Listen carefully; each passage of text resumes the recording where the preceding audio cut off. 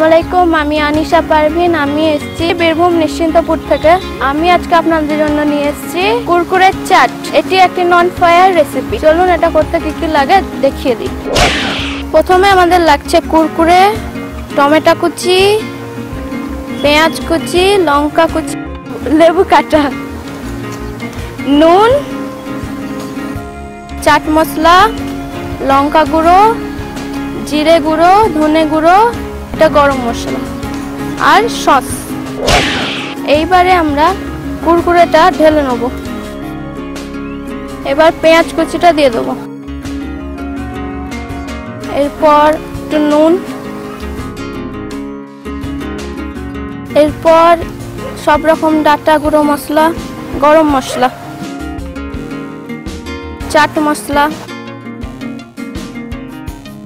এটা জিরে গুঁড়ো, ধনে গুঁড়ো, লঙ্কা কুচি, এবার টমেটো, এরপর একটু সস, এবার একটু লেবু। আমি এবার এটা মাখছি। তৈরি হয়ে গেল আমার কুরকুরের চাট। ছোট থেকে বড় এটা সবাই পারবে বানাতে।